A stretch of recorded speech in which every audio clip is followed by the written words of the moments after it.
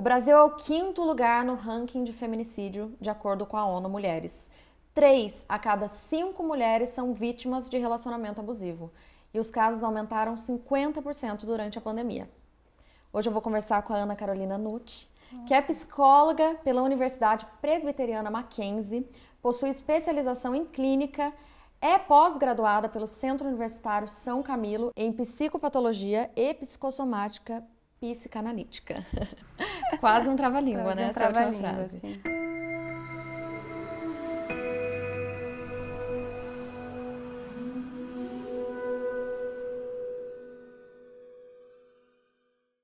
Ana, muito obrigada por ter vindo. A gente conversou um pouquinho no telefone, né? Sim. Tem tanta coisa pra gente falar sobre esse assunto.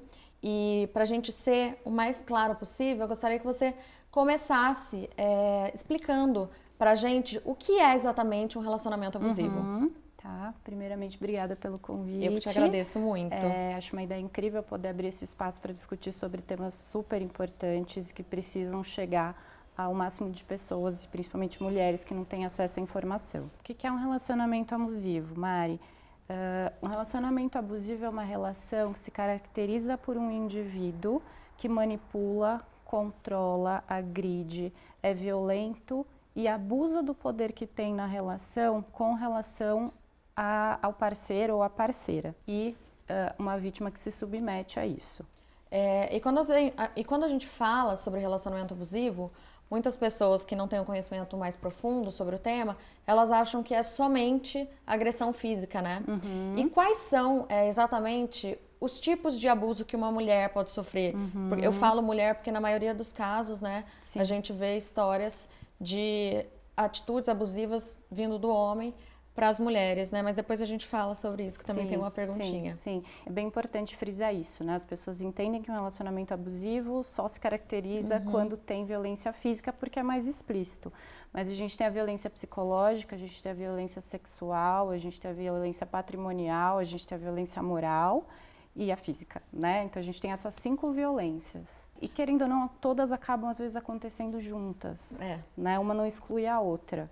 E, por exemplo, quando a gente fala sobre violência moral, o que caracteriza isso, por exemplo? Essa violência moral ela vai andar muito de mãos dadas com a violência psicológica, né? Essa mulher ela vai se sentindo culpada e ela vai sendo culpabilizada muitas vezes pelas pessoas ao redor que falam que ela ficou nessa relação e por que ficou, que ela gosta de apanhar, né? Então, como vai distorcendo, né, a moral dela, ela com ela e ela com relação às pessoas ao entorno, né? Então, moralmente, ela vai sendo muito afetada. A famosa culpa, né? A famosa culpa. Que a pessoa, mesmo sem ter, carrega. Carrega e as pessoas falam, né? Ah, mas continuou nessa relação porque quis. Essa mulher gosta de apanhar, né? Culpabiliza ela. Então, ela sai com essa culpa da relação, né? E fica com vergonha e toda a exposição que ela vive. Sempre que eu vejo algum caso ou alguma coisa na internet, principalmente sobre relacionamentos abusivos, até os que chegam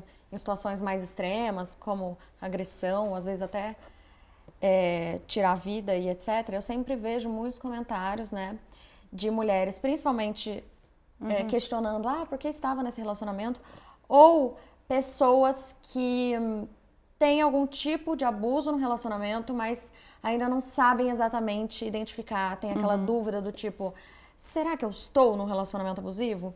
E eu queria muito que a gente pudesse levar para as pessoas o que você pode observar, o que você pode se perguntar e analisar no seu relacionamento para entender se você está num relacionamento tóxico ou abusivo.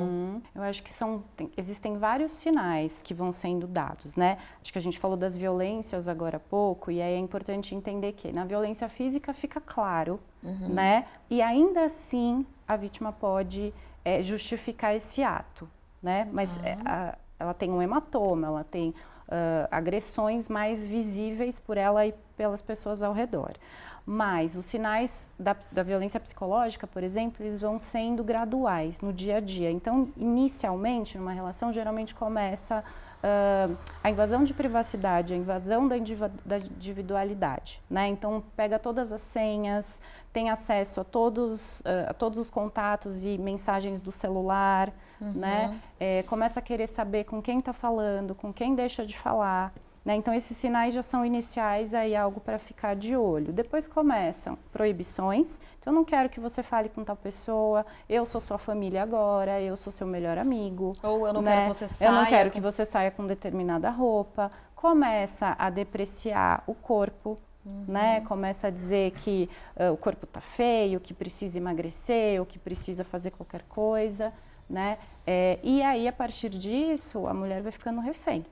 Né, vai se sentindo com medo, vai ficando acuada, né? Então acho que são sinais aí bem importantes para se ficar atento. Né? Às vezes vai perdendo até um pouco da identidade mesmo, né? Das Totalmente. vontades, do que eu gosto, do que eu não gosto. Totalmente, vai perdendo a identidade. A pessoa é tão podada, né? Totalmente, totalmente. E aí, falando ainda um pouco sobre os comentários que a gente lê muito, né? Que a gente vê, que são muito comuns, infelizmente, por que é tão difícil, primeiro a pessoa identificar e reconhecer que ela está num relacionamento abusivo e depois por que é tão difícil sair dele? Eu acho que tem a dependência emocional e às vezes a dependência financeira, né? Na dependência emocional a gente precisa pensar que é uma pessoa frágil, né? Em que houve alguma falha, né, no desenvolvimento dela lá atrás, ela não consegue acreditar nela, confiar nela, né, não desenvolveu muito bem a autonomia, precisa de alguém ali que fale o que ela é, que valide o que ela é, que tem muito medo de errar, então ela precisa desse parceiro, mesmo que seja dentro dessa violência. Ela não acredita que ela pode conseguir algo melhor. Né? É muito comum ouvir dentro do consultório, né? Mulheres que falam, mas eu acho que eu não vou encontrar ninguém, eu tenho muito medo de ficar sozinha. Né? E desculpa te interromper, Imagina. mas eu conheço pessoas que já têm essa característica desde sempre, mas também pessoas que desenvolveram essa característica durante o relacionamento, né? Que perderam a confiança, que abalou totalmente a autoestima por conta das atitudes, às vezes, do parceiro, né? Sim, sim. Provavelmente é uma pessoa que já tinha alguma fragilidade, né, anterior e dentro desse relacionamento, aí casou com um abusador que se aproveita, né, dessa situação. Por isso que eu falo muito do abuso de poder do agressor, porque ele sabe que ele está nesse lugar de poder e ele abusa da vítima frágil. Era exatamente essa pergunta que eu ia fazer. A pessoa que é abusiva, ela é manipuladora? Ela sabe o que faz? É uma das principais características, a manipulação. Mas eu gosto muito de dizer que é difícil afirmar sobre todos os abusadores o que acontece exatamente. Mas eu gosto de pensar em 2 pontos. O machismo estrutural, ele está aí e ele é enraizado. Então, homens e mulheres reproduzem esse machismo muitas vezes sem nem saber a dimensão da gravidade disso, né? Não dá para dizer que não sabe. Um ato violento é um ato violento, mas eles naturalizam. Então, é tão enraizado que a gente vê, né, mulheres reproduzindo falas machistas também. Então, isso é um ponto. O outro ponto existem tipos de personalidades que gostam e precisam estar no poder. Então, mesmo que eles saibam que eles percebem o que eles estão fazendo, que eles precisam disso. Então, mas mesmo eles percebendo isso, eles não vão deixar de fazer. Então, acho que tem esses 2 pontos e, independente do que for, precisa se responsabilizar. Né? E uma coisa que é muito característica, né, que eu vejo sempre, quase sempre, como você falou, é difícil a gente generalizar, né, porque são casos e casos, cada um é único, mas quase sempre a gente vê que o abusador, ele sempre justifica tal atitude por conta de algo que foi feito, né? Então, aquele famoso, ação-reação. Então, eu fiz porque ela isso ou aquilo. Sim, sim. A justificativa vem da ideia de cuidado, muitas vezes, né? A violência mascarada de cuidado. Mas veja bem, eu cuido das suas coisas para te ajudar. E isso faz com que a mulher se sinta mais incapaz ainda e mais culpada. Né? Eu fiz isso porque eu te amo. Não, veja bem, eu quero que você se afaste dessa amiga, porque essa amiga faz mal para você. Né? Eu te bati porque você respondeu para mim. Então ela vai acreditando nisso, ela vai acreditando nessa justificativa. Tanto que o ciclo da violência começa um pouco por aí, né? Ele começa enredando, começa a fazer tudo como uma forma de cuidado e de amor, né? Depois há um ato de explosão, né? E aí ele vai justificar essa explosão muito por aí também, né? E uma coisa que eu também já li bastante é que sempre depois desses episódios que são mais, tem essa característica mais agressiva, sempre vem um episódio depois de muito agrado. Então, eu não sei se existe um nome para essa situação, mas sempre depois a pessoa vem com presente, flores, me perdoa. Sim, é a lua de mel, né? Chamada a fase da lua de mel. Né? Tá. Há essa explosão, né, de violência. Geralmente, nesse momento, a vítima denuncia, né, porque aí foi muito forte. Às vezes ela denuncia, né, não é sempre. Mas aí é nesse momento em que o abusador manipula para retomar e agrada, finge que tudo mudou, promete que vai mudar, que vai ficar tudo bem e a vítima volta. Depois a gente volta para a primeira fase desse ciclo de violência, que é a fase de tensão, de manipulação, tudo de novo. Acho que a gente acabou não finalizando sobre por que é tão difícil a pessoa conseguir sair desse relacionamento abusivo. Sim, acho que aquele ponto que eu falei, né, da dependência emocional, ela ou não financeira, consegue, né? E a dependência financeira, né, a dependência financeira acontece muito, a gente sabe disso, muitas mulheres são impedidas de sair porque não tem como se prover. E aí, dependendo da dependência, dependendo do que aconteceu, ela se anulou no trabalho, né? Então ela não consegue, se ela não se vê capacitada e confiante nela para conseguir sair dessa relação. Então, e de dentro, ela vai sendo tão manipulada, né, que ela não vê, às vezes, a gravidade do que está. Ela vai naturalizando, vai justificando também, porque ela depende daquela pessoa. Ela não consegue se ver sem. Né? Acho que essa questão da dependência emocional é muito importante. É o centro. E é o que você falou, às vezes a pessoa deixou de trabalhar ou de estudar porque acreditava que ia, né, cuidar da família ou da casa, ou às vezes até o parceiro impõe aquilo, né? Não quero que você trabalhe e tudo mais.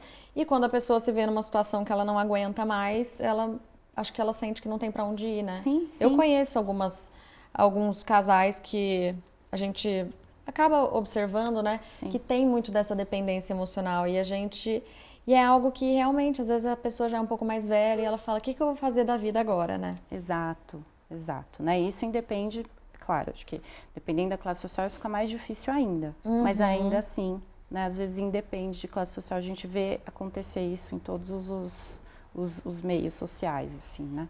E às vezes tem filho, né? Tem filho, o que dificulta mais ainda. E existem você conhece muitos casos em que as agressões elas acontecem na frente dos filhos? Sim, infelizmente sim.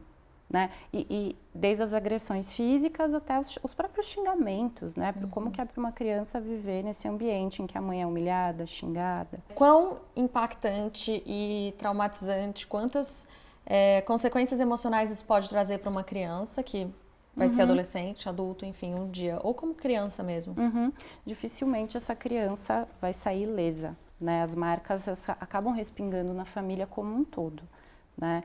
Então, muitas vezes as crianças começam a apresentar dificuldade na escola ou reproduzem a agressão, né? Na escola começa a bater no amiguinho, começa a gritar, começa a responder, porque ela está manifestando a violência que ela vive dentro de casa. Possivelmente, essa criança pode virar também um agressor, uma pessoa violenta, ela pode desenvolver isso. Né? Ou, enfim, tem N coisas que podem desmembrar, né? Acho até difícil dizer uma só. Né? Ou às vezes... Uma criança ansiosa, uma criança com medos, com fobias. Por exemplo, uma menina, que viveu aquilo dentro de casa, de repente lá na frente, se ela vier a viver uma situação de agressão, violência verbal, que seja, ela normaliza aquilo, né? Também ela pode reproduzir o padrão, né, que ela viveu. Do tipo, minha mãe também acontecia isso com ela em casa e ela era casada com meu pai, então e tudo bem, ok. Né? Ou não, ou é uma pessoa que vai desenvolver, por exemplo, muita dificuldade de se relacionar pelo medo de vivenciar a mesma coisa. Né? Ou vai para o mesmo padrão, porque é um ambiente super instável. Que segurança essa criança cresce nela mesma. Né? A nossa segurança vem dos pais, vem do ambiente que a gente cresce. Se é um ambiente instável, não tem como confiar no mundo, né? Muito difícil.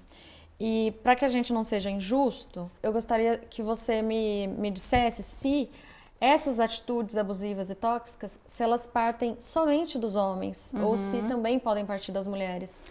Não, acho que uma pessoa abusiva independe de gênero. Certo. A gente tem mulheres abusivas também, mas estatisticamente É isso que eu ia perguntar, as estatísticas. a gente sabe que, infelizmente, os homens estão aí à frente desse abuso de poder que é dado para eles, né? Bastante à frente, socialmente, né? O machismo já coloca o homem no poder e ele abusa desse poder.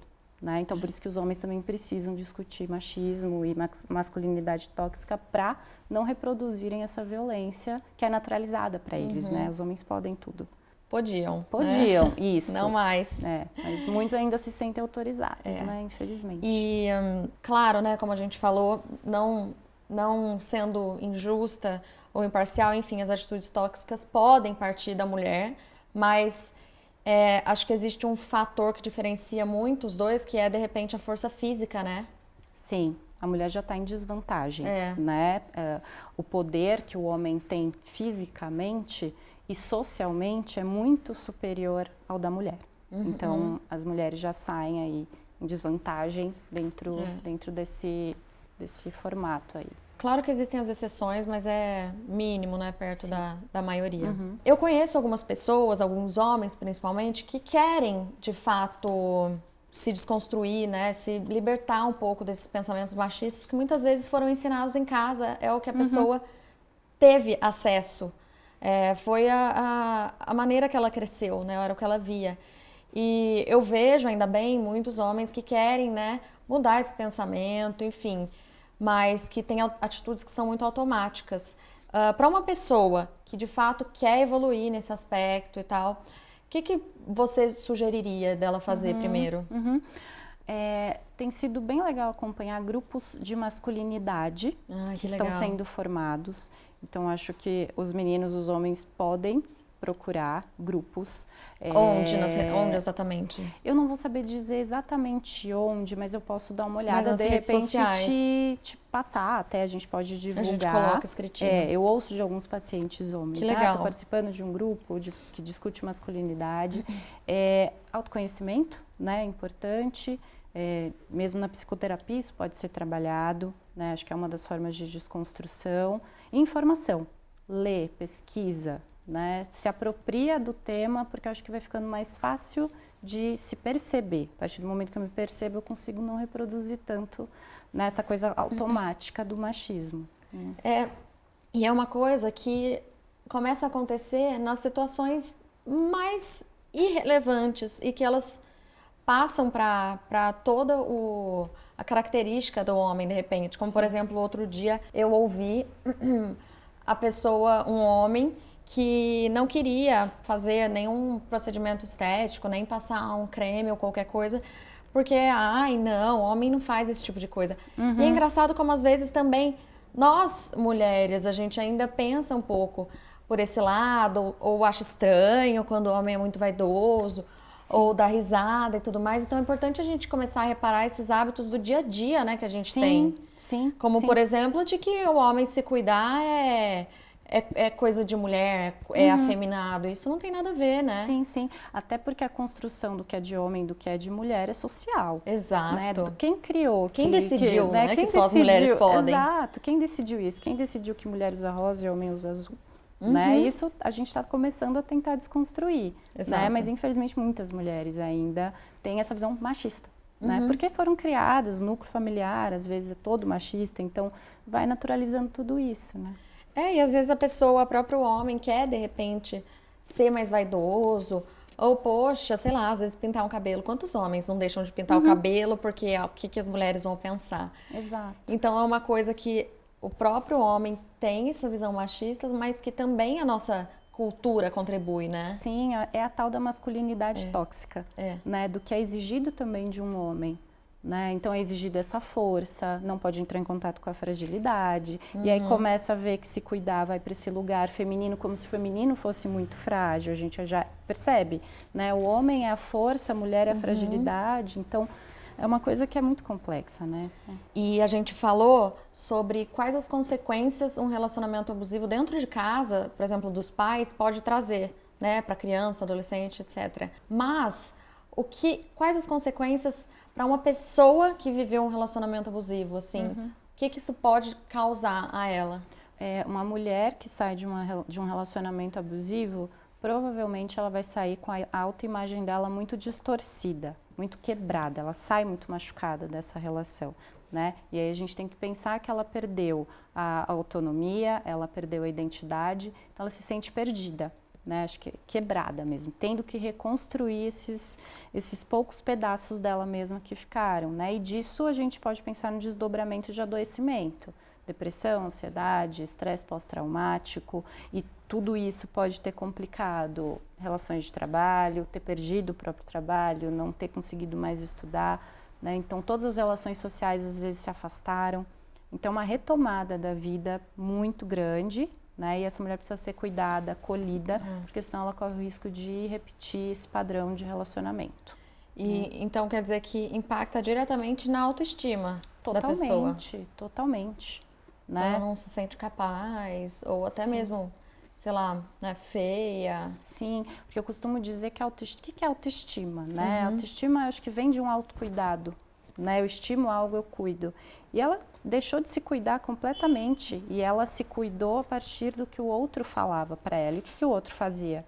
Maltratava, xingava, dizia que ela era chata, que ela era louca. Então, como que ela se vê quando ela sai disso? E como que ela aprende a se cuidar? Né? Então isso impacta diretamente. Bom, eu mesma já vivi situações, né, que eu estive presente com algum amigo, alguma pessoa próxima, que a gente vê que aquela pessoa está sendo vítima de um relacionamento abusivo. E eu vejo que às vezes a família ou os amigos têm muita dificuldade de saber o que fazer numa situação que uma pessoa que a gente ama está vivendo. O que pro lado de uma pessoa que conhece ou ama alguém que está num relacionamento abusivo, o que ela pode fazer para ajudar? Sim. Acho que a maioria das mulheres já percebeu alguma mulher nessa situação e realmente fica muito sem saber o que fazer, né? E por isso que às vezes se afasta, né? E eu falo para fazer exatamente o contrário, não se afaste, né? É muito comum que haja irritação, raiva. Poxa, mas por que continua nessa relação? Terminou e voltou, termina e volta. E a raiva fica direcionada a essa mulher. Não, a raiva não tem que ser dela. Você precisa ter consciência de que é uma pessoa que está adoecida e frágil e não está tendo condições de enxergar. Então você precisa, primeiro de tudo, estar disponível sempre para essa amiga, para essa prima, para essa irmã, seja lá o que for, de dizer sempre: eu estou aqui, se você precisar eu vou estar aqui, sempre. Né? Acho que perguntar e perguntando, se mantenha perto, não se afaste de forma mesmo alguma. Que aquela pessoa recuse sua ajuda, né? Ou fale, não, tá tudo bem, não preciso, tá tudo certo. Sim, que às vezes vai brigar com você, né? Vai falar, essa é a sua opinião, lá. Não, tudo bem, respeito sua opinião, então, mas qualquer coisa eu tô aqui. Se precisar, eu tô aqui. E aí acho que é legal ir compartilhando material. Então, sei lá, li um artigo sobre relacionamento abusivo, manda pra amiga. Sabe assim? Vi um vídeo, manda, né? Vai também compartilhando conhecimento para essa pessoa ir ganhando consciência. Perfeito. Né? Porque a gente vê muitas situações onde a mulher é muito julgada. Mas por quê? Como assim? Por que você ainda tá com essa pessoa e tal? E de fato, às vezes, as pessoas próximas, amigas, vão criando essa raiva, né? Nossa, não acredito que ela ainda tá aí, sabe? Sim. E eu acho que isso que você falou é perfeito, a gente colocar na cabeça que a culpa não é daquela pessoa, ela está adoecida de fato. Exato. Emocionalmente, de várias formas, machucada, sabe? Exato. E às vezes ver uma amiga ou um familiar próximo culpando, se afastando, pode até piorar, né? Sim, dependendo do caso, eu acho que tem aquela frase, né? Em briga de marido e mulher não se mete a colher, eu falo, meta a colher, sim. Sim. Se a coisa estiver indo para um lugar que você está vendo que ela não está conseguindo, se mete, aciona família, se for um amigo, se for da família, fale claramente sobre como você está preocupada e como você está percebendo ela, né?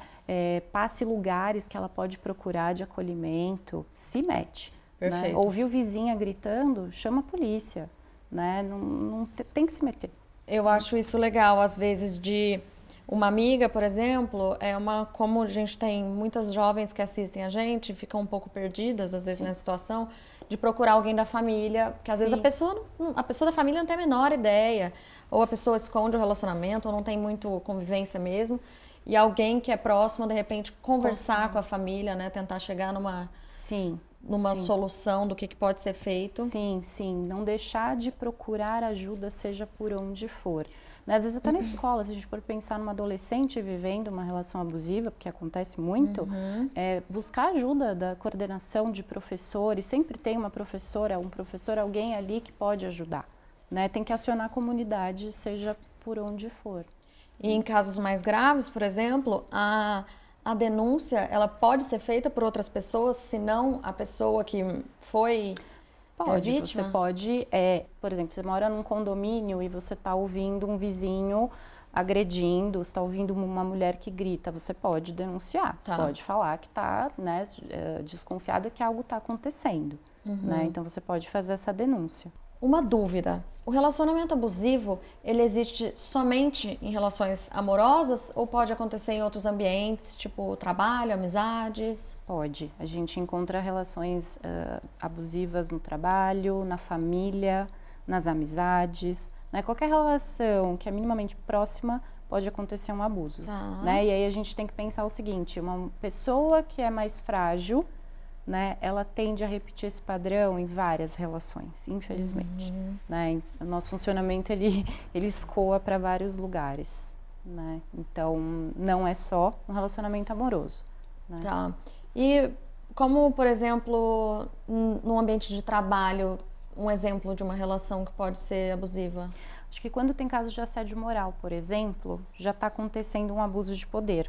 Né? De um chefe que deprecia um funcionário na frente de todo mundo, Ou xinga, né? fala Xinga, alto, né? humilha, né? A gente já está notando aí um abuso de poder, então a gente já pode caracterizar como uma relação abusiva, né? E por isso que a gente pensa muito em assédio moral do trabalho, né? Na verdade, eu acho que entra dentro dessa característica das relações abusivas, né? E desde também, eu tenho uma amiga que uma vez ela abriu um quadro no Instagram sobre situações, né, constrangedoras com chefes, etc. E eu vi muito também sobre assédio sexual, né, de sim. passar a mão ou às vezes insinuar, né? Isso Sim, acontece muito. Sim, muito. Então percebe, né, o abusador tá aqui, é um homem, de repente, chefe, né, e vai reproduzir aqui uma relação abusiva, não amorosa. E esse tipo de situação abusiva. Também pode ser denunciada?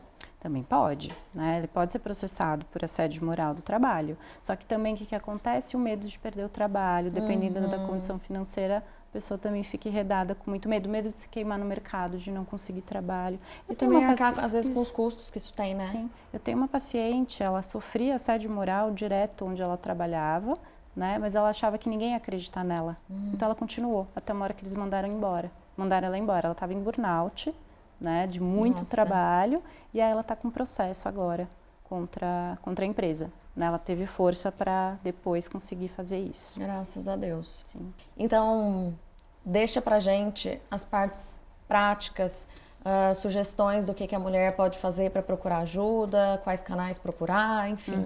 Bom, a gente tem o 180, né, que é a Central de Atendimento à Mulher, que é importante, compreende todo o Brasil, então pode ligar, né. Recentemente teve um caso muito bacana, né, com desfecho legal, que foi uma mulher que ligou para a polícia falando que queria pedir uma pizza. Eu vi isso, foi genial, foi um código incrível. que ela usou, então assim, às vezes a mulher não vai conseguir ligar. E a polícia identificou, né? Exato. E aí, às vezes, precisa, talvez, pensar aí numa forma de chamar atenção, de chamar a polícia, sem se colocar em risco, né? Porque se o agressor está em casa, como é que você sai, como é que você liga? Né? Então, acho que isso é uma forma. Você pode ligar no 180, mas você também pode ligar direto na delegacia, né? Acionar alguém, vizinho, né? Você pode dar sinais aí, de alguma forma, que tem algo errado. né? E aí existem as instituições que você pode tentar recorrer no site do Senado. Depois eu posso passar certinho para não falar bobagem. Deixar o link tudo certinho. Tem uma relação de lugares que podem ser procurados. Tem os Centros de Referência de Assistência Social, que é o CRAS, que também podem ser visitados. Abuso sexual pode procurar uma instituição de saúde também. Então tem vários lugares que podem ser procurados, né? Mas assim, pedir ajuda. Né? Sinal de fumaça, sempre. Se você ou alguém que você conhece está passando por algum relacionamento abusivo, ligue na Central de Atendimento à Mulher, no número 180, procure a delegacia da mulher mais próxima de você, ou então você pode acessar o link que a gente vai deixar do Senado com uma relação de lugares e coisas que você pode fazer caso você esteja vivendo uma situação abusiva. Ana, muito obrigada pelo seu papo. Eu que agradeço. Você não sabe a importância da sua presença aqui, do seu conhecimento. Obrigada por dividir um pouco com a gente. Tchau, pessoal. Semana que vem a gente volta com mais um Como Vai Você, com outro tema, outro convidado. Espero que vocês tenham curtido e a gente se vê. Tchau.